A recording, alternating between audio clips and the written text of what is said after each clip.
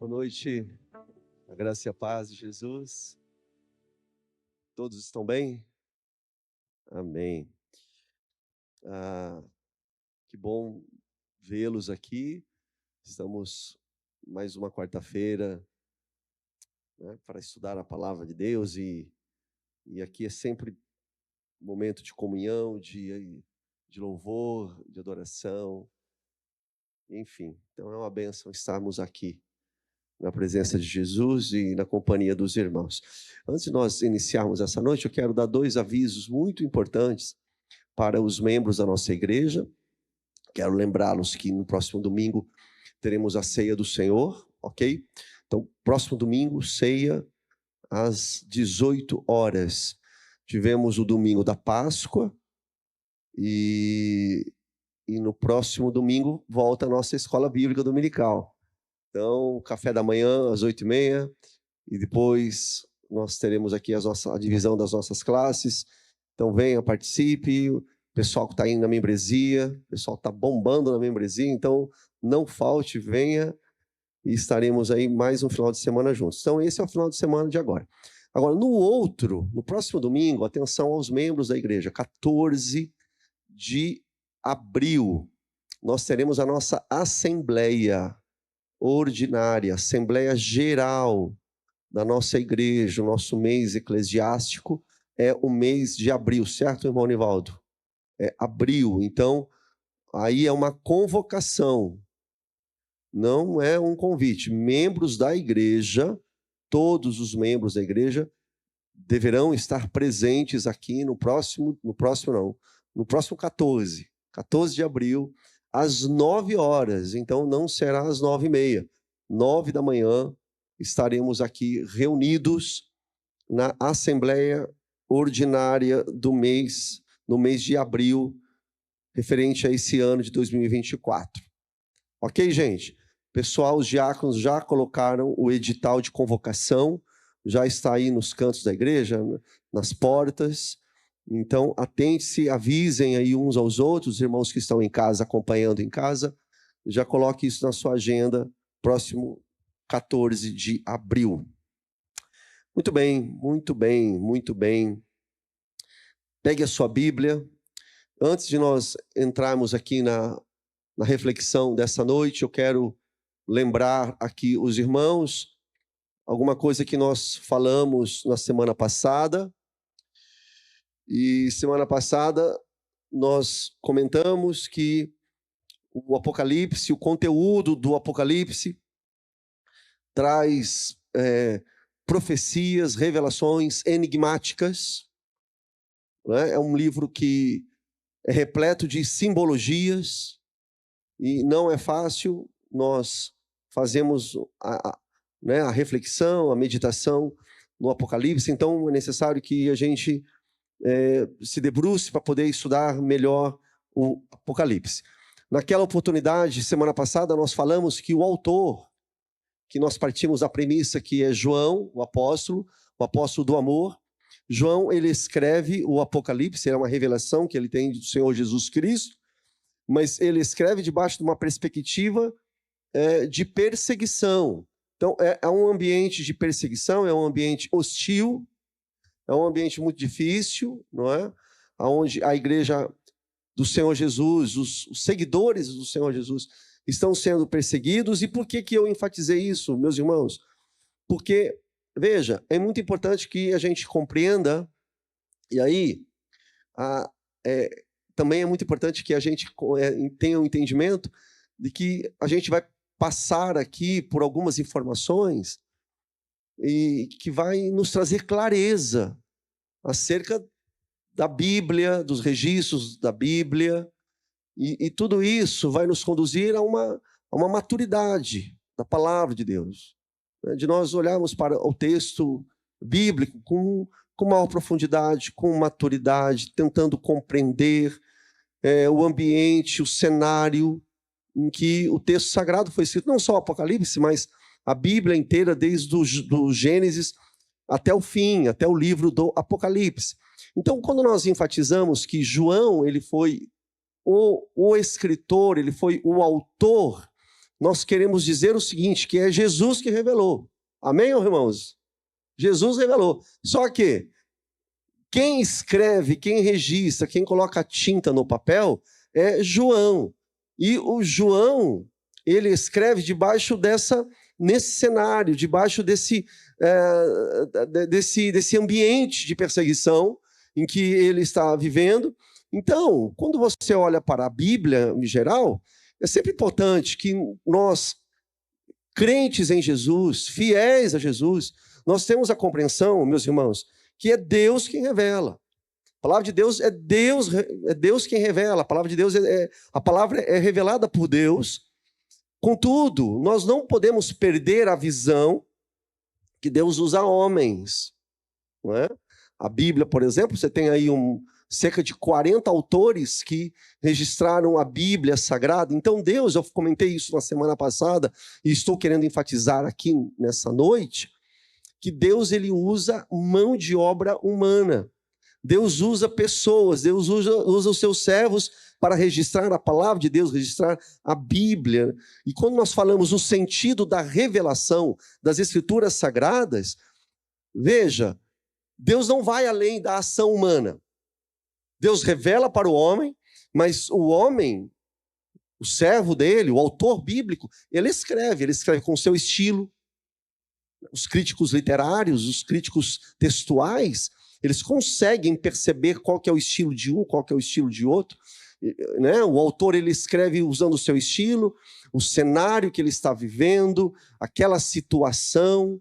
Então, isso tanto lá no Antigo Testamento, quando nós vemos os livros de Reis, Crônicas, né? Tem lá um autor humano que está registrando. Então, é inspiração divina? Sim, mas tem um autor humano que está escrevendo, é um processo que nós sempre falamos que é um processo convergente. Né? É Deus que inspira, é Deus que ilumina e o homem que faz o registro. E é muito importante nós entendermos isso, meus irmãos, porque vocês sabem muito bem que tem muitos irmãos amados, e tem muito crente que tem dificuldade de ter essa compreensão, de entender isso, de entender essa realidade. Mas veja, seria da nossa parte até uma ignorância, renegar ou deixar de lado ou não compreender a propriedade da crítica textual. Ou seja, são irmãos ao longo dos anos que se debruçam no texto sagrado no sentido de mostrar que é Deus quem revela. Olha isso, gente. Deus revela, Deus inspira, é Deus quem preserva o texto. Contudo, Deus é quem conduz o homem também a registrar, a traduzir, a interpretar o texto sagrado. Então, há uma influência humana quando nós falamos da Bíblia Sagrada. A professora Leonor está tratando na classe de teologia bíblica, e para quem está fazendo lá teologia bíblica, sabe muito bem que quando nós falamos das Escrituras Sagradas, nós nem estamos falando, meus irmãos, do texto original. Porque não se tem o texto original. O texto que nós temos hoje é decorrente de manuscritos. Então, são manuscritos que foram copiados de fontes, e da fonte primária, que é o texto original, que nós não temos acesso a esse texto original. Se perdeu. E aí você fala assim, nossa, pastor, perdeu? Mas então qual é essa? Olha só, irmãos, a importância da gente entender esse assunto antes de nós entrarmos no Apocalipse. Você fala assim, mas então qual é a certeza que nós temos que a Bíblia é realmente palavra de Deus? Veja só, existem no mundo cerca de 6.000 manuscritos. É muito manuscrito. Então você encontra, se você fala, eu vou pesquisar, vou estudar, você vai encontrar, por exemplo, manuscritos alexandrinos, bizantinos, a própria Vulgata, não é? Quando a gente fala do Antigo Testamento, a Septuaginta, manuscritos siríacos, que a Peshittá é texto siríaco. Você vai encontrar, por exemplo, textos receptos. Nossa, que chato que é isso. Texto recepto, você vai entender agora. A Bíblia King James. Muita gente tem King James em casa. King James, ela é resultado desse manuscrito do texto receptos. E aí, qual que é a segurança que nós temos? Só qual é a segurança? Que é o seguinte: quem se propõe a estudar esses manuscritos, que são manuscritos do 2º século, do 3º século da era cristã, 4º século, 5º século, quem se propõe a se debruçar nesses textos e estudar esses textos, vai perceber quando se compara. Olha só, nós estamos falando de textos bizantinos, alexandrinos. Quando se compara, olha que coisa fantástica, 96% do que você encontra nesses manuscritos batem de forma perfeita. O que significa o seguinte, que o trabalho foi bem feito. Foi muito bem feito. Quem se propôs lá atrás a copiar a cópia da cópia. E aí, quem vai fazer a investigação, vai encontrar uma variante aqui, uma variante ali, mas nada que corrompa a essência do texto bíblico. Estão entendendo? Sim ou não, irmãos? Entendeu? Ou seja, a essência não está corrompida. Imagina, eu tenho aqui uma cópia aqui do 2º século, muito bem. Daí outro fala, eu tenho aqui uma do 3º século, só a que eu tenho aqui é do norte da África. O que eu tenho é lá do Oriente. Ok, vamos fazer a comparação aqui. 96% do texto, pá! Encaixa de uma forma perfeita.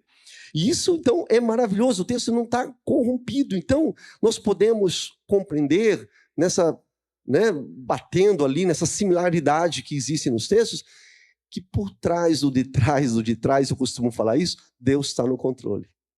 Então, Deus usa o homem, ouça isso, irmãos, tanto no registro original, como também Deus usa o ser humano, Deus usa os seus servos, no registro dos manuscritos,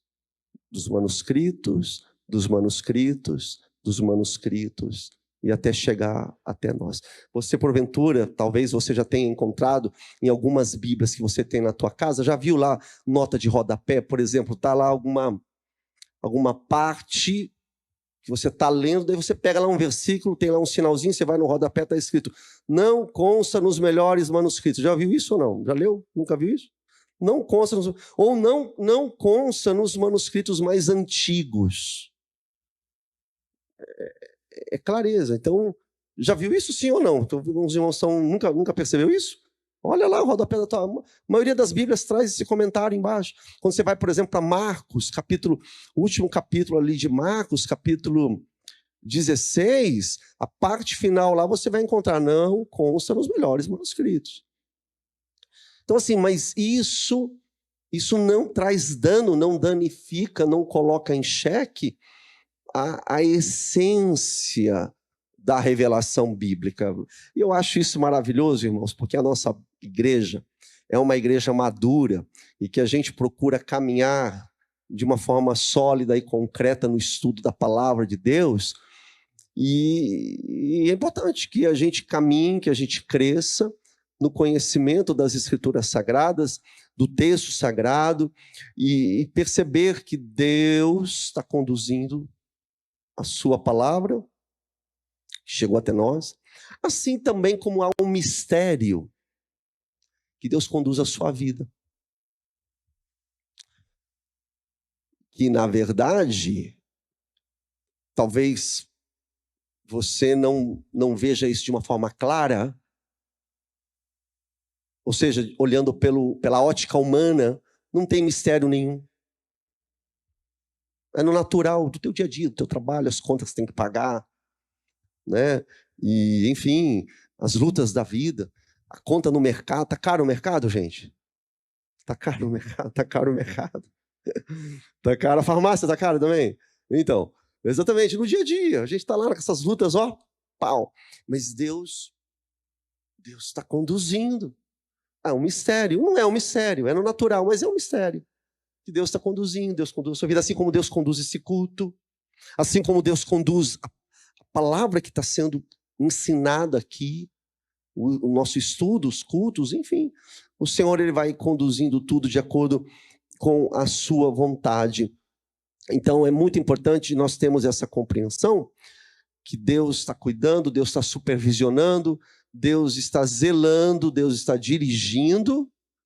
E quando nós olhamos para o texto do Apocalipse, então vamos bater aqui o martelo. Jesus revelou, mas tem um autor humano, que é João. E João escreve, e ele escreve com o seu jeito, a sua característica, o seu estilo de escrever, não é? Os meninos aí que fizeram teologia, que sabem muito bem que tem toda uma discussão, uma comparação, porque quem é professor, por exemplo, sabe perceber. Ó, esse material aqui, quem escreveu foi o Joãozinho. Daí tem um outro lá. Não, esse aqui não é o Joãozinho que escreveu. Porque percebe que não é o Joãozinho, foi o Pedrinho que escreveu. Não é? Então, quem se debruça nos textos, nos manuscritos mais antigos, sabe muito bem, por exemplo, a dificuldade que se tem de entender o estilo de escrita do Evangelho de João, as epístolas de João e o Apocalipse de João. Há toda uma dificuldade, porque até mesmo a forma, o vocabulário, a técnica que é usada em um e outro tem algumas divergências, mas nós partimos do fundamento de que João, o apóstolo do amor, é quem escreveu o Apocalipse, e ele escreve, portanto, já entrando então naquele assunto que nós falamos a semana passada, ele escreve olhando, enxergando, vendo todo aquele cenário dificílimo, hostil, violento da sua época. Há um império do mal, há um império maligno que domina o mundo aonde João está escrevendo. Nós falamos isso lá, né? O João é que ele escreve, e o fato dele escrever é muito importante a gente ter essa compreensão de que não há nenhuma incompatibilidade com a ação divina. É muito importante que a gente saia daqui entendendo isso. Por favor, não vai sair, o pastor falou que foi João que escreveu, mas tem a mão de Deus. Tem a revelação do Senhor. Tem a revelação de Jesus, expondo ali para o autor, que é João, né, o que é para ser escrito. Mas o Senhor também respeita. Ele respeita a nossa identidade. Ele respeita o seu jeito, respeita o meu jeito. Eu falo de uma forma. Se porventura o irmão Neto vem aqui falar, ele vai falar do jeito dele. Ele vai procurar andar na mesma linha. Está entendendo, irmãos? Cada um tem o seu estilo. Isso é natural, não há incompatibilidade nenhuma entre o autor e aquilo que Deus está querendo revelar. Então, nós comentamos semana passada que João ele escreve no tempo do imperador romano. Qual é o nome do imperador romano mesmo que eu falei, gente? Vamos ver se vocês aqui na frente, quem lá no fundo, quem é o nome do imperador romano? O Domiciano. Domiciano, ele era um dos imperadores mais cruéis, perseguidor da igreja, perseguidor de crente, de cristão. Então, conforme eu falei, era um período muito difícil, e a gente não pode perder de vista que o apóstolo João, ele está escrevendo o texto do Apocalipse, olhando esse império do mal, que mata cristão, que persegue os cristãos, e ele escreve na perspectiva do reino que vai vir. O reino de justiça. Há um reino injusto. E ele escreve, né, nessa ótica, que há um reino de justiça, um reino de glória, um reino de perfeição, que é justamente o reino do Senhor Jesus. Então, quando nós olhamos para o Apocalipse, o que está colocado ali no papel, ali no papiro do Apocalipse, é justamente isso. Temos ali o Império Romano, e esse Império Romano é um império do mal. Se nós buscarmos a compreensão de Daniel, os irmãos vão lembrar que Daniel, capítulo 2, tem lá o rei da Babilônia. Qual é o nome do rei da Babilônia? E ele tem uma visão, e a visão dele é uma estátua. E a estátua lá que o Nabucodonosor enxerga, que Daniel, inclusive, depois vai revelar, as pernas dessa estátua simbolizava o Império Romano. João, portanto, ele está escrevendo, porque olha só, para quem não acompanhou Daniel, sugiro que entre lá no YouTube da IB, do Estoril, e veja lá o estudo, está o estudo completo lá, ou puxa aí no aplicativo da igreja, que também está lá. Mas a estátua aponta para os impérios. É uma coisa que é impressionante, porque o Nabucodonosor, ele é o rei da Babilônia. E na estátua, a cabeça de ouro é a Babilônia. Isso, inclusive, é revelado ali no próprio texto de Daniel. E aí vai descendo o tronco, os ombros, o peito. E são impérios que estão para vir, e isso é revelado ali em Daniel. É uma coisa impressionante. Né? Os medo-persas nem haviam se levantado ainda. Mas já está lá. O Nabucodonosor já tem essa visão, que esse reino vai dominar o mundo. E dito e feito. Passado algumas décadas, Babilônia cai e os medo-persas dominam o mundo. Aí você tem lá o cinturão que está lá revelado, é a Grécia. Né? O poder grego, Alexandre o Grande, que vai dominar a Terra. Nós colocamos na época aqui um mapa que a Grécia dominou, um negócio, talvez o maior império que já teve nesse planeta Terra, que são os gregos. E aí, na visão, tem as pernas, que as pernas são pernas de ferro. Quer dizer, os reinos vão perdendo um pouco o poder. Cabeça de ouro, prata, bronze, pernas de ferro. E as pernas de ferro é Roma. Pega lá a visão na época de Daniel, João está escrevendo já nesse período de Roma. Já ficou já a cabeça de ouro, já ficou já o tronco de prata, né, o cinturão ali de bronze, e agora ele está no período das pernas de ferro, que é Roma. E se nós lembrarmos, os pés, vamos ver se vocês lembram aí, os pés é feito do que mesmo? Eu estou ouvindo, não está chegando aqui não. Ferro e barro. Ferro é Roma. E barro. E aí nós trouxemos, né, ali a aplicação. Qual é o significado? É o seguinte, é ferro e barro. Poder romano e o barro representam outros reinos. E é isso mesmo, quando de João para frente, o primeiro século adiante, são vários impérios que vão se levantando, misturados com o Império Romano, com o poder romano. E aí, por isso que os estudiosos vão dizer o seguinte, hoje nós ainda estamos nesse período do pé. Por quê? Porque a estátua, ela vai cair. A estátua, ela vai vir ao chão. E ela vai vir ao chão, ela está aí ainda. Estão compreendendo? Sim ou não, gente? A estátua que Nabucodonosor teve a visão lá atrás, ela está aí ainda. Porque lá na visão, essa estátua ela só vai ao chão quando ela for derrubada pela pedra, que vem rolando, vai tomando grandeza, e essa pedra, ela vai derrubar essa estátua, que significa o poder, o domínio do mundo, e essa pedra, ela vai tomar conta do mundo inteiro. Estão lembrados? Estão lembrados, Dami? Quem é a pedra? É Cristo. É a rocha, ele é a rocha, é Cristo.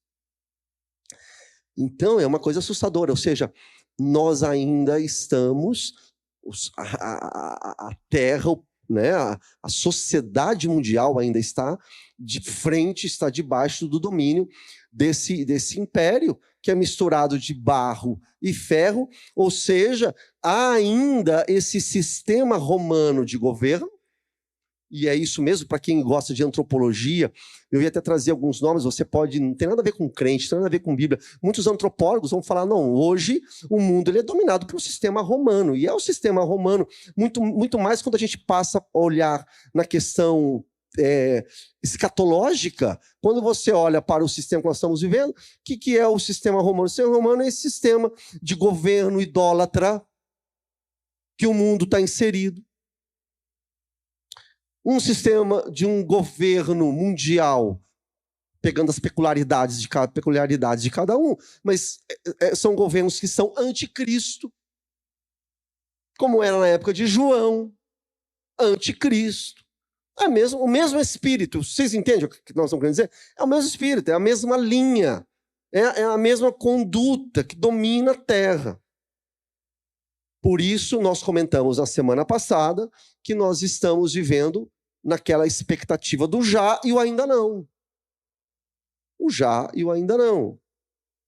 Nós, como João, olhamos para essa era de maldade que nós estamos vivendo, essa era anticristo, anticristã, dominada pelo pecado, pela avareza, pelo poder, pela ganância, pela imoralidade, mas nós olhamos para o reino eterno. Nós vislumbramos o reino de justiça, de amor e eternidade que está por vir. Assim como João, nós continuamos nesse gap, continuamos nesse tempo, aguardando o reino eterno de Deus. Ok, gente? Na verdade, nós falamos isso na semana passada, e como eu acabo, né, batendo na tecla sempre aí, então eu quis trazer aqui melhor, porque semana passada não deu tempo da gente terminar. Eu quero iniciar aqui, como se eu já não tivesse iniciado, mas eu quero iniciar o texto hoje novo. Eu quero ler 1 Tessalonicenses, capítulo 4, verso 15 a 17. Vou pedir para que você abra comigo, 1 Tessalonicenses 4, 15 a 17.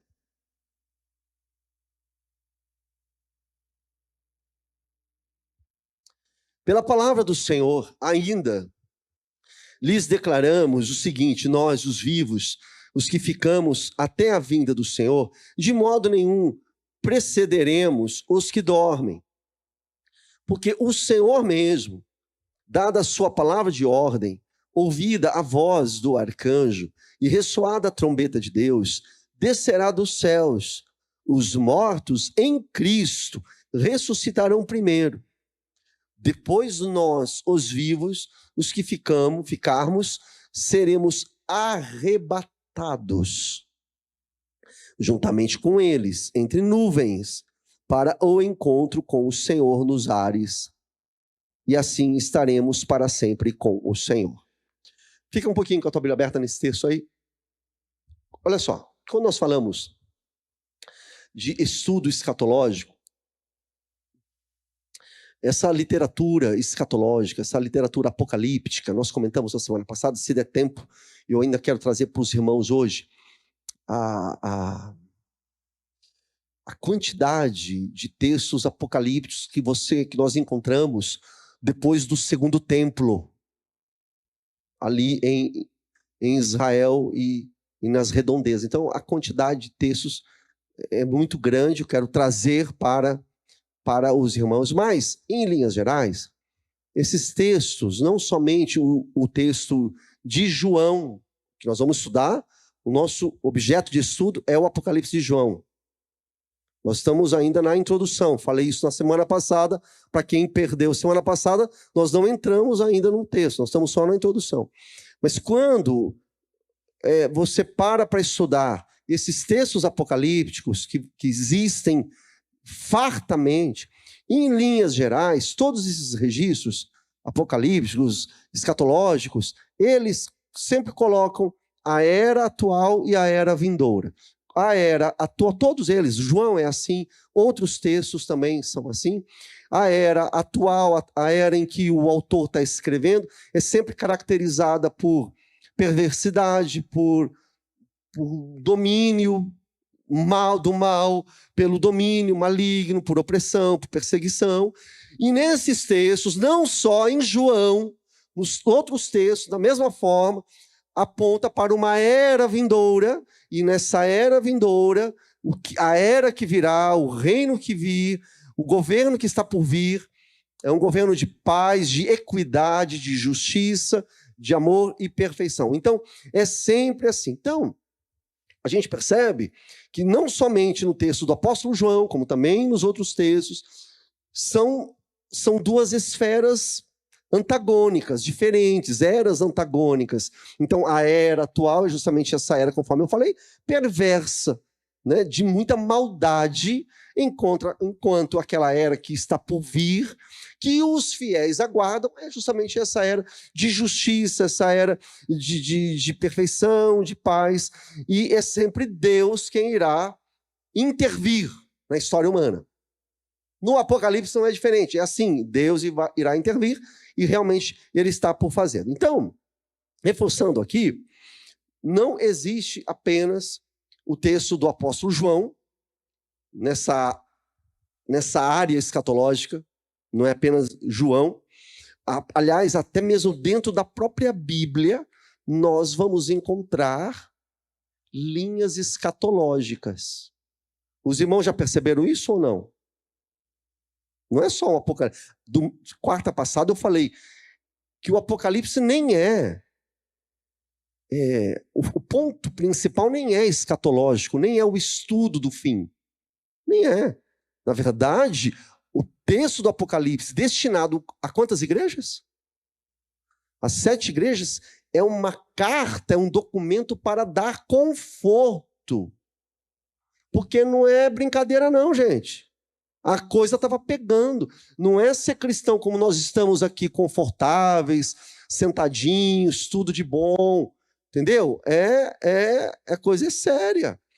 Era muita perseguição, era muito sofrimento. Não é?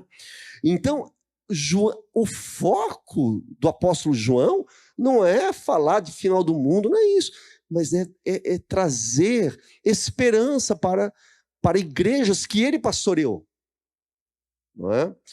Mas eu estava dizendo, você não vai encontrar apenas essa linha escatológica em João. Você encontra, inclusive, até mesmo lá no Antigo Testamento, você tem salmos. Tem salmos que falam do fim. Você encontra escatologia em textos do profeta Isaías, profeta Ezequiel, Malaquias, sabia? Deixa eu falar uma coisa aqui, para você não viajar. Nós estamos no estudo da palavra de Deus. É importante que você se ligue nisso, para que você saiba, né? Porque a gente está passando por essa via, a gente não vai voltar mais. Então é importante que você entenda. Eu vou repetir. Você encontra características de escatologia, não é só João, porque a crentaiada olha para o Apocalipse. Mas não é só, João. Eu já falei, lá no Antigo Testamento você vai encontrar, por exemplo, próprios salmos. Os profetas, Isaías, Ezequiel, o Malaquias, Daniel, nós falamos de Daniel, estudamos Daniel. Quando você entra no Novo Testamento, Jesus fala de escatologia. Não é? Pedro fala de escatologia. João, obviamente, fala do estudo do fim. E nós lemos aqui, qual é o texto que nós lemos mesmo, pessoal? Está lá, né? Eu vi lá, está lá. Quem é que escreveu esse texto? O apóstolo Paulo. Paulo fala de escatologia de uma forma muito clara. Eu só quero colocar aqui para os irmãos entender, quando se fala escatologia, você que já é um crentão experimentado, você sabe o que é escatologia, mas para aquele que não sabe o que é escatologia, muda para mim aí, por favor, Lu. O escatologia de escatos que significa o último ou extremo, e aí você tem aí esse sufixo logia, que é o estudo último, ou estudo das últimas coisas. Isso é escatologia. Então, quando se fala escatologia, e é do grego, para você falar, nossa, que termo que a gente não está familiarizado. Pois é, escatologia é estudo do fim, estudo das últimas coisas. Então, gente, eu quero me deter aqui nessa quarta-feira que nós estamos nos preparando para entrar no Apocalipse. Eu quero me deter aqui um pouco nos ensinos do apóstolo Paulo sobre escatologia. Olha só o que Paulo está falando, porque da mesma forma que João recebeu do Senhor, Paulo também recebeu do Senhor. Entendeu? E com o seu estilo, com a sua forma de escrever, de escrita, Paulo também recebeu. E na revelação, por isso que eu pedi para você ficar com a Bíblia aberta em Tessalonicenses, na revelação, olha só para a gente entrar aqui, começar a entrar aqui, desbravar a selva, a mata, vamos caminhar aqui, vamos desbravar, me acompanhe. A revelação que Paulo recebeu a respeito do retorno de Jesus, olha que coisa interessante, coisa que importa para todos nós. Para Paulo, naquilo que Paulo escreve, os crentes mortos, os crentes que já morreram, esses crentes ressuscitarão primeiro para serem arrebatados. E eles serão arrebatados juntos com os crentes vivos. Primeiro eles são ressuscitados para serem arrebatados juntos com os crentes que se encontrarão nas nuvens com o Senhor. Então, olha só, na escatologia, na revelação que o apóstolo Paulo recebe e se propõe a registrar, nessa mensagem que é inspirada pelo Espírito Santo de Deus, nessa mensagem que é inspirada pelo Senhor, o apóstolo Paulo nos deixa muito claro, ele mostra para nós que os santos, os crentes, aqueles que confiam no Senhor, aqueles que declararam a sua fé, conforme diz Romanos capítulo 10, declararam que Jesus é o Senhor. E por que declararam? Porque creram. Né? Conforme diz Romanos 10, aquele que crer e declarar e confessar, esse será salvo. Então, na escatologia do apóstolo Paulo, esses cristãos, esses que declararam, se Jesus vier e estiverem vivos, eles serão arrebatados, mas eles não precederão, está escrito aí na tua Bíblia, não precederão aqueles que morrem. Vamos lá, de novo. Da mesma forma que João escreve o Apocalipse para conforto das 7 igrejas da Ásia Menor, Paulo ele também escreve essa carta aos Tessalonicenses para confortar. Então, para quê? Uma pergunta que eu e você podemos fazer. Para que Paulo escreveu a primeira epístola aos Tessalonicenses? Para quê? Para conforto. Para quem que ele escreveu? Escreveu para a igreja que se reunia lá na cidade de Tessalônica.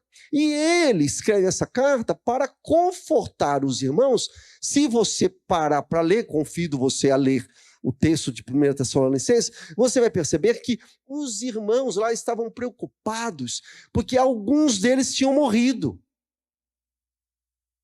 E aí a gente é obrigado a entrar na história e compreender o seguinte, que aquela igreja primitiva, aquela igreja iniciante, primeiro século, gente, eles aguardavam a volta do Senhor para aquele tempo. Então, como dizem aí os jovens, bugou a cabeça dos tessalonicenses. Eles falaram, mas não é possível, nós estamos esperando a volta de Jesus. Mas tem irmãos, tem meu parente aqui, meu familiar, meu ente querido, que morreu. Então, assim, havia um questionamento muito grande. Então, o apóstolo Paulo ele escreve essa carta a fim de confortar aqueles irmãos, trazer paz, trazer segurança acerca da expectativa que eles tinham da volta do Senhor, o retorno de Jesus, a parúzia do Senhor, que eles esperavam para aqueles dias lá, esperavam para aquele tempo. Por isso que no capítulo 4, no verso 18, e é importante você botar teu olho aí, ele dá o desfecho do que ele está comunicando, ele fala o seguinte, portanto, depois que ele ensinou que os mortos ressuscitarão primeiro, para serem arrebatados com a gente, que estamos vivos. Ó, pega aí. É como uma resposta que ele está falando para os irmãos de lá. Viu? É o seguinte, os entes queridos, os nossos irmãos que morreram, alto lá, calma. Calma. Eles vão ser ressuscitados. Seus corpos serão glorificados. E serão arrebatados juntamente. Aqui em 1 Tessalonicenses 4,18, ele confirma isso e fala, olha, consolem uns aos outros com essas palavras. O objetivo de escrever aos Tessalonicenses, conforto, consolo, entendeu? Dar paz, segurança para aqueles irmãos. Agora, naquilo que é instrutivo para nós, porque também serve para nós. Não é só para os Tessalonicenses, também serve para nós. Eu gostaria de mostrar para os irmãos o que Paulo está escrevendo aos Tessalonicenses e faço uma comparação com aquilo que ele coloca em 1 Coríntios, capítulo 15, verso 52. Eu coloquei os dois aí, ó, frente a frente. Vou dar 30 segundinhos para você ler. Eu vou ler, vai. Eu não vou ler. Eu vou ler. Olha lá, ele está falando, vamos lá. Então, o Tessalonicenses primeiro. Ele está falando, nós, os vivos, aqueles que ficarmos, ele está falando para os irmãos lá, seremos arrebatados juntamente com eles. Com eles, quem? Volta para o verso 16. Nós já lemos, com os mortos. Entre nuvens, para o encontro com o Senhor nos ares. E assim estaremos para sempre com o Senhor. Daí, ele está falando agora para uma outra igreja, num outro tempo. Ele está falando lá para os coríntios. Para os coríntios ele fala assim, olha, no momento, num abrir e fechar de olhos, ao ressoar da última trombeta, a trombeta soará. Os mortos ressuscitarão, incorruptíveis, e nós seremos transformados. Você pode dizer aleluia? Crê ou não crê? Crê? É para quem crê. É para quem crê. Observe, irmãos. Está aí o texto. Vou manter o texto, você também pode ver na sua Bíblia. Observe o texto. Nós temos aqui uma informação muito clara de que os santos, os crentes em Jesus que foram mortos, e os vivos, quando Jesus voltar, eles serão arrebatados. Os mortos serão transformados, serão ressuscitados, terão um corpo ressurreto, eles receberão um corpo ressurreto. E tem gente que tem a coragem de perguntar para mim e falar, pastor, mas como é que vai ser isso? E eu falo, e eu lá vou saber. Como? Eu não sei. Pastor, mas e quem morreu afogado no mar? Eu não sei. Mas eu sei. Ah, e quem foi queimado? Pois é, e aí? Mas não precisa ser morto no fundo do mar, não precisa ter morrido queimado. Não. Quem morreu, gente, eu ia falar 100 anos. Quem morreu há 30 anos, 20 anos, virou pó já.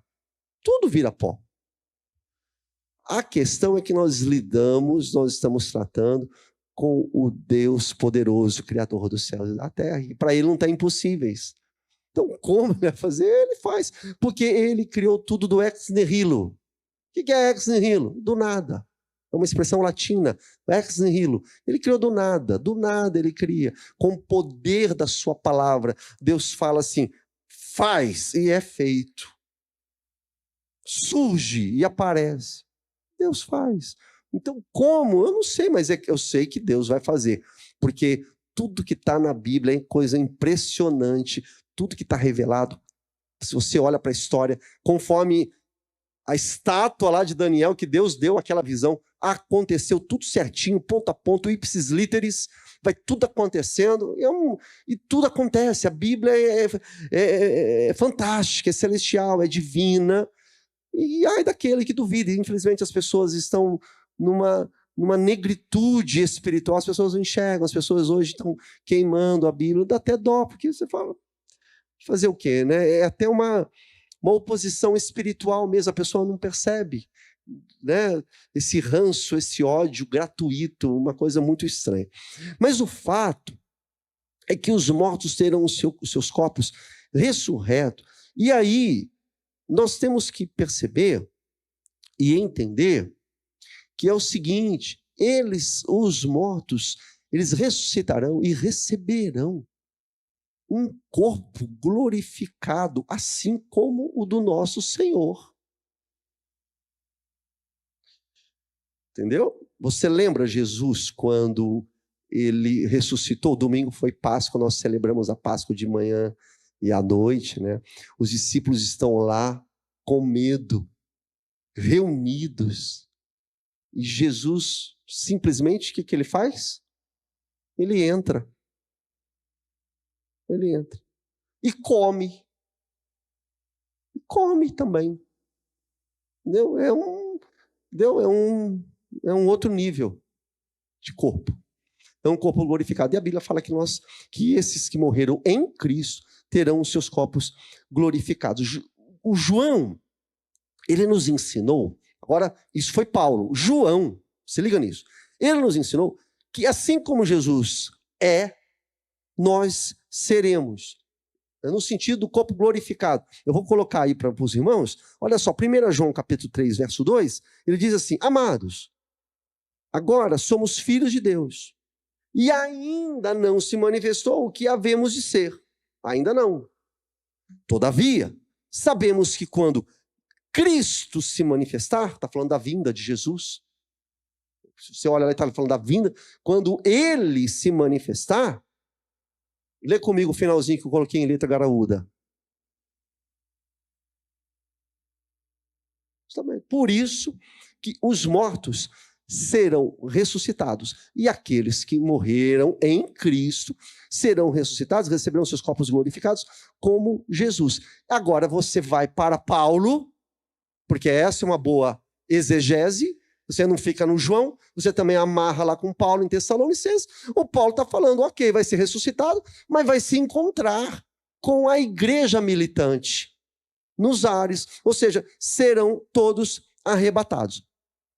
O Paulo, quando vai falar em Colossenses, a igreja de Colossos, Paulo, ele fala, eu trouxe aqui a versão do King James, que é o texto dos receptos que eu falei para os irmãos, ele fala assim, olha, quando Cristo, que é a nossa vida, aparecer, então também vós aparecereis com ele em glória. Coloquei ali, no grego ali, o phanero. E phanero é aparição e a conotação é a aparição visível. Então é justamente isso. Vós também aparecereis visivelmente com ele em glória. Peguei Pedro, olha Pedro falando, você vai amarrando, eu falei de João, falei de Paulo, olha o que o apóstolo Pedro, que já está em outro lugar, olha o que Pedro fala, inspirado pelo Espírito Santo, do jeito dele, no estilo dele, estilo Pedrão, mas olha o que Pedro fala, pelas quais nos tem outorgado suas preciosas e grandiosas promessas, para que por elas vos torneis participantes do quê? Livrando-os da corrupção das paixões que há no mundo. Então, veja só, vos torneis coparticipantes juntos da natureza divina. Novamente, o apóstolo Paulo, em 1 Coríntios capítulo 15, é onde ele faz uma explanação longa acerca da ressurreição. Paulo, eu coloquei aqui alguns versículos, você depois em casa, convido você a ler melhor. Paulo fala assim, alguém pode perguntar, como eu e você aqui, ó. Olha Paulo aqui já se colocando à nossa frente. Presta atenção nisso aí, ó. Paulo perguntando, como eu e você perguntamos. Como ressuscitam os mortos?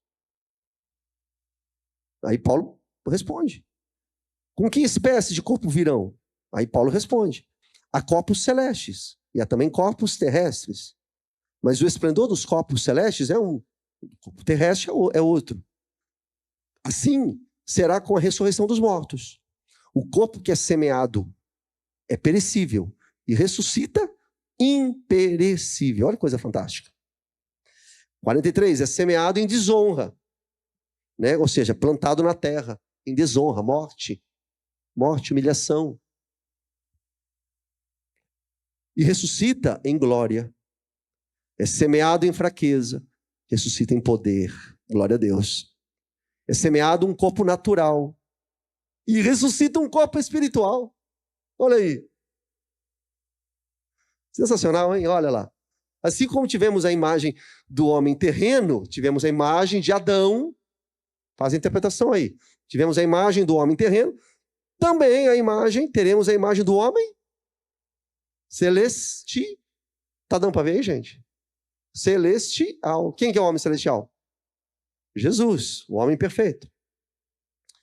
52, a trombeta soará, os mortos ressuscitarão incorruptíveis, e nós seremos transformados. Pois é necessário que aquilo que é corruptível se revista de incorruptibilidade, e aquilo que é mortal se revista de imortalidade. Então está aí claro, né? Um corpo espiritual, ele fala, recebereis um corpo espiritual, a imagem do homem celestial, que é Cristo. Então, meus irmãos, nesse sentido, compare aí os dois textos, 1 Tessalonicenses 4,17, 1 Coríntios 15, 52. É isso, os crentes que morreram, e é muito legal se você conseguir guardar essa informação, para daqui 5 meses você não perguntar. Fala, viu, mas aí como que vai ser? Então, é muito sério, grava isso, gente. Presta atenção, olha aqui. Ó. Os crentes mortos ressuscitarão com seus corpos glorificados.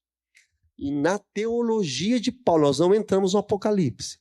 Na teologia de Paulo, naquilo que Paulo revela para nós, e ele revela debaixo da unção do Espírito Santo, os que morreram em Cristo ressuscitarão com o corpo glorificado para serem arrebatados junto com aqueles que estiverem vivos.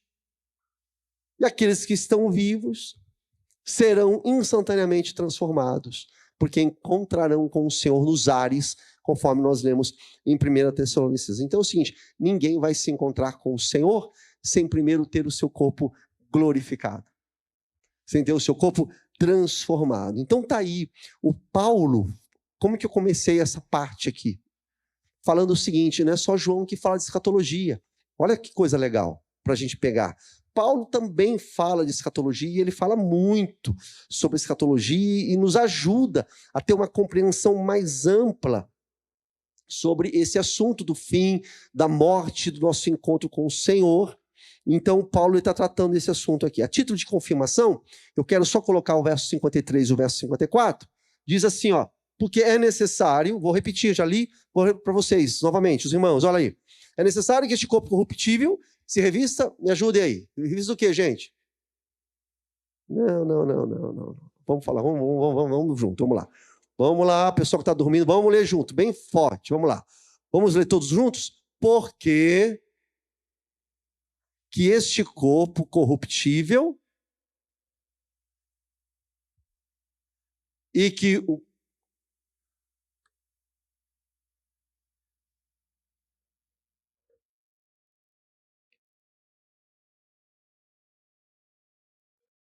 vamos lá, está caindo. E então, a palavra que está escrita. Glória a Deus. Gente, essa é a grande notícia que ecoou, sabe da onde? Do túmulo vazio. Olha lá, tragada foi a morte pela vida. essa notícia que Paulo está trazendo em 1 Coríntios capítulo 15, que ele está escrevendo para os seus leitores lá em Corinto, isso aí ecoa, vem lá do túmulo vazio que nós celebramos, inclusive, no domingo passado. Celebramos no domingo passado. É a vitória e a vida do nosso Senhor Jesus Cristo. Amém, gente? Tá dando para entender até aqui? Sim ou não? Senão a gente volta tudo de novo, eu falo. Ó, deixa eu falar um pouquinho aqui do arrebatamento. Agora é legal, presta atenção. Quer dizer, tudo é bacana, né? Arrebatamento. Nos círculos evangélicos, o arrebatamento dá pano para manga. Dá ou não dá? Dá pano para manga. Como que é? Quando vai ser? E vai ser antes ou vai ser depois? E agora já tem gente falando, não vai ter arrebatamento. Vai ter ou não vai ter? Então, é muita coisa arrebatamento. Olha só. 1 Tessalonicenses, capítulo 4, 17, veja na tua Bíblia. Olha que notícia bacana para nós. É o único lugar na Bíblia que você encontra o termo. O termo é justamente isso aí, arpazo. No grego, arpazo, arrebatamento, arpagizometa. É o único lugar. Você não encontra a palavra, o termo arrebatamento, em nenhuma outra parte. Mas, pastor, nem no Apocalipse? Pois é, nem no Apocalipse, sabia? Não tem arrebatamento no Apocalipse. Essa expressão ela é usada pelo apóstolo Paulo apenas aqui, e nós não temos, assim, uma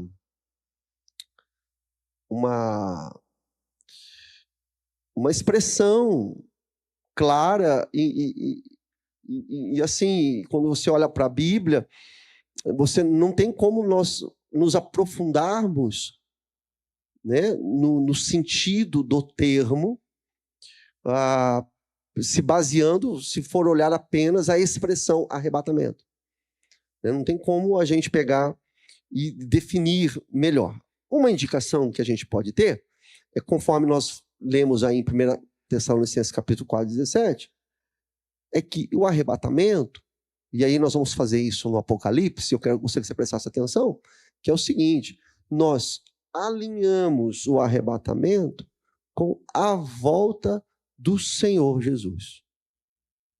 A volta do Senhor Jesus, atenção, você encontra tanto nos evangelhos, Jesus falando da sua volta, não é? E então Jesus fala, o Apocalipse de João fala da volta do Rei dos Reis, que ele retornará, e você alinha com o arrebatamento de Paulo, porque é Paulo que fala o arrebatamento. O apóstolo Paulo ele fala. Então você une essas duas expressões, esse evento numa manifestação divina sobre a face da terra. Então é o seguinte, o retorno do Senhor Jesus como Rei dos Reis, quando nós olhamos para o texto de Paulo, é coincidente, é junto com o arrebatamento da igreja. É um evento só, é o arrebatamento e a segunda vinda do Senhor. Tudo acontece na parúzia. Tudo acontece no último dia. Quando olhamos, por exemplo, para o Senhor Jesus, olha só que coisa interessante, ele dá uma pista. Jesus dá uma pista para nós lá em João, e é muito legal você anotar isso e ficar atento. Jesus fala assim, olha, todo aquele que vê o Filho e crê nele tem a vida eterna, e eu o ressuscitarei no último dia. Eu quero conduzir a sua mente para lembrar de Paulo. Paulo fala, a ressurreição, os mortos vão ser ressurretos e vão ser arrebatados. Jesus fala que a ressurreição é no último dia. Então, nós não podemos fazer especulação se nós vamos ser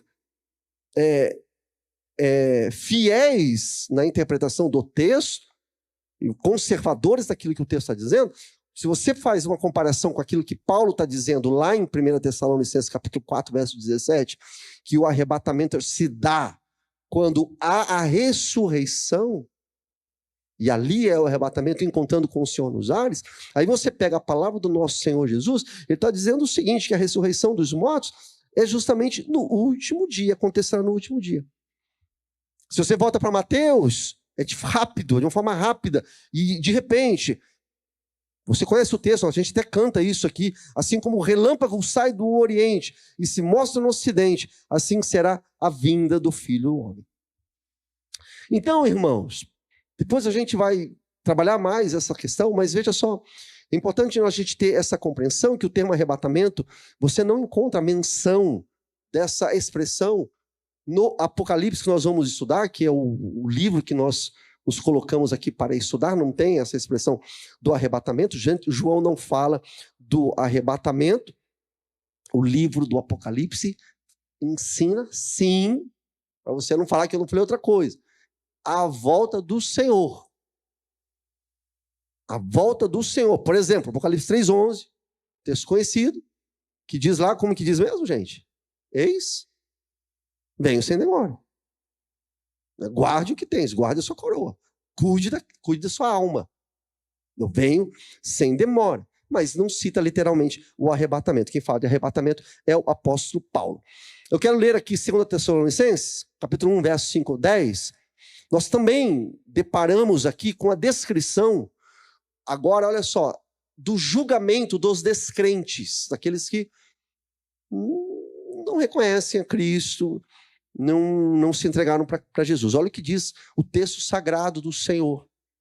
2 Tessalonicenses capítulo 1, verso 5, diz assim, olha, acompanhe a leitura, eu vou ler pausadamente para a gente poder acompanhar, acompanhe comigo.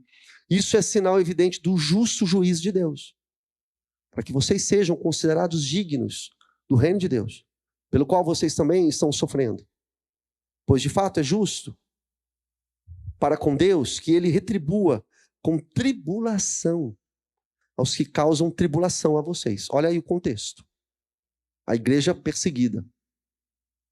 E que dê a vocês, Deus dê a vocês, que estão sendo atribulados, alívio. Juntamente conosco, Paulo escrevendo. Quando do céu se manifestar o Senhor Jesus com os anjos do seu poder, em chama de fogo, tomando vingança contra aqueles que não conhecem a Deus e contra os que não obedecem ao evangelho do nosso Senhor Jesus.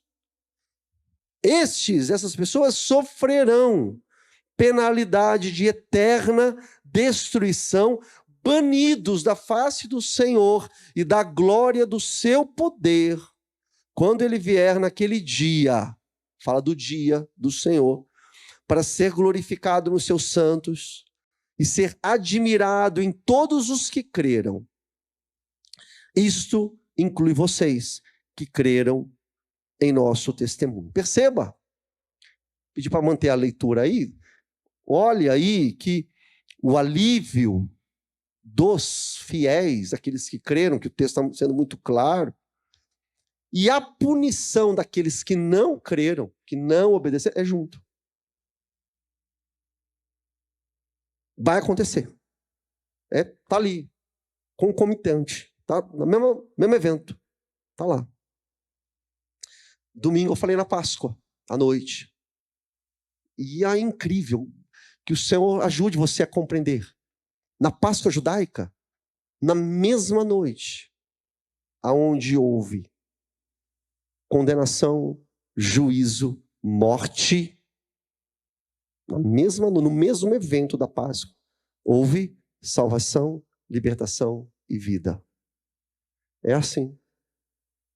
É assim. A ação de Deus dá indícios, dá sinais. É assim que Deus age. É assim. Foi lá na Páscoa, lá no Êxodo, capítulo 12. E quando você vem aqui, fica muito claro. Quer dizer, os crentes, e crente, por favor, não vai entender que crente, quem é da igreja, não é crente de crer. Entendeu o verbo? Crente de crer, aquele que crê. E porque crê, anda de acordo. Os crentes, aqueles que creram e obedecem, diz o texto aqui que serão aliviados de suas aflições. De novo, o contexto é o mesmo de João no Apocalipse. A igreja aqui de Tessalônica também está vivendo debaixo de perseguição. Ele está falando, vocês precisam ser aliviados, assim como eu também, ele fala. Então ele está falando que vai ter esse alívio das aflições quando o Senhor for revelado no dia. Há um dia específico, e concomitantemente, junto ali, também acontecerá o juízo, a condenação daqueles que não creram no Senhor. Então, irmãos, nós veremos aqui, quando nós entrarmos no Apocalipse, eu já quero dar uma instigada aqui nos irmãos, olha só, perceba, que a salvação dos crentes, viu, Neuzinho, não ocorre, segundo o texto de Paulo, depois de 7 anos, depois de 3 anos e meio, né? Eu falei lá do filme, como que é o filme que eu falei semana passada? Vamos ver se vocês lembram. Como que é, irmão Liz? O filme que eu falei? Qual é o filme que eu falei, gente? Qual é o nome do filme que eu falei lá? Os Deixados para Trás. Que é mais ou menos que como creem os nossos irmãos. Isso também não impede de ninguém ir para o céu, não. Cada um acredita nessa questão, aí está tranquilo. Mas a pessoa acredita, os dispensacionalistas, os pré-tribulacionistas. Mas olha aqui, se você olhar aqui, é ali. Porque tem algumas escatologias, Fran, que Jesus volta ainda umas 4 vezes ainda. Não para de volta, daí tira, daí volta de novo, aí não sei o quê, aí vai embora, aí volta de novo. Entendeu? Mas quando você olha aqui, Niva, o texto sagrado, é uma coisa só. É uma coisa só. É um evento.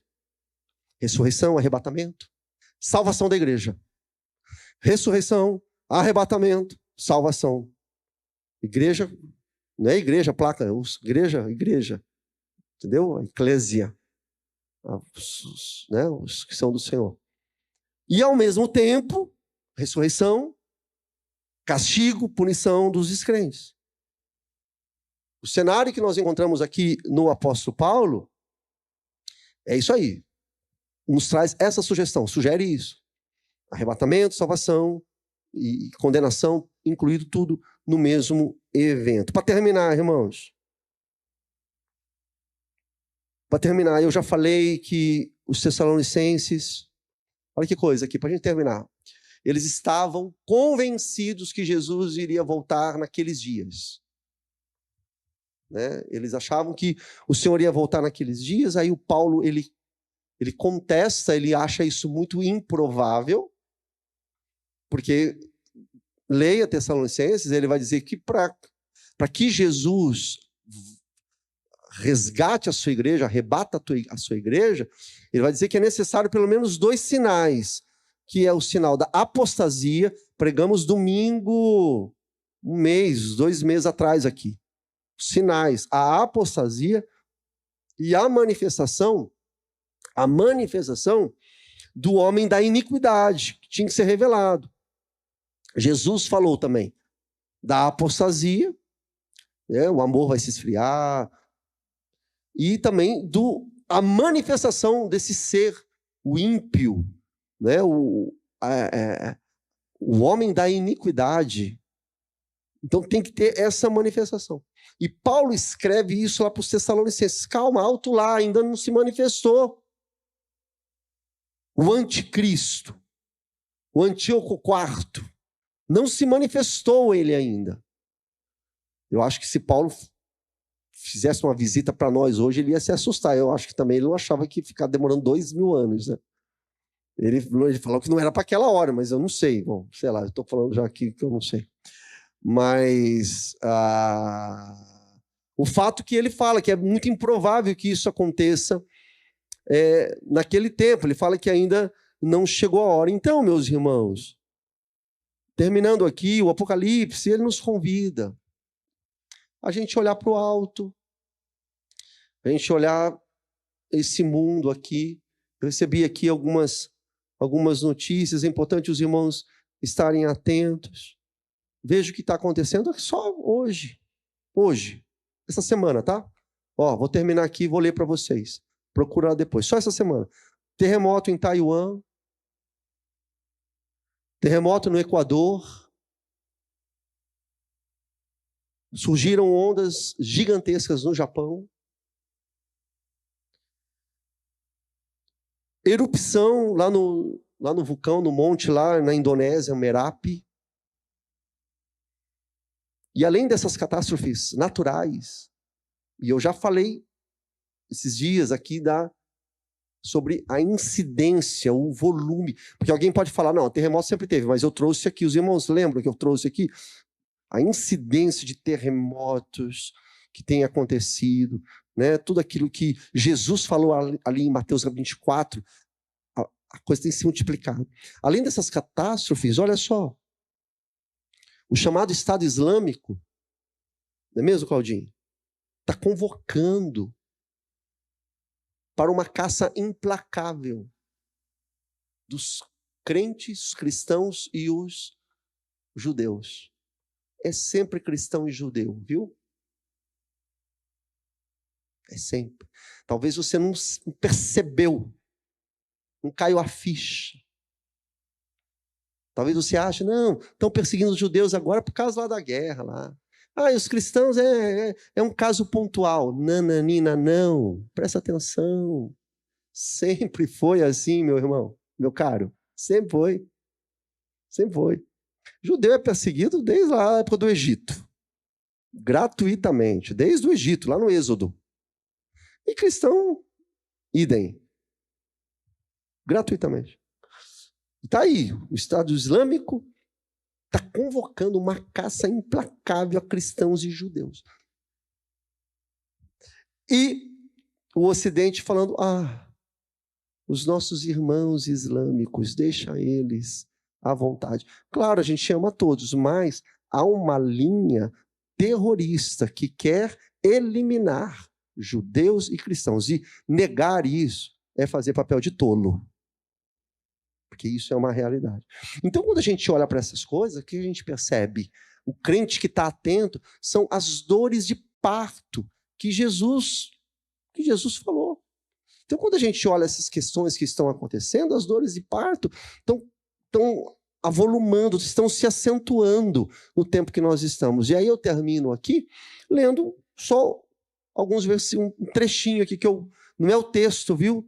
Você confere lá, eu só dei uma sintetizada.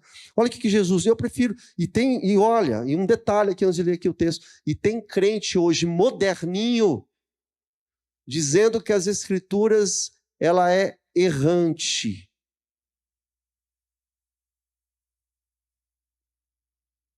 Que ela não é inerrante, ela contém erros.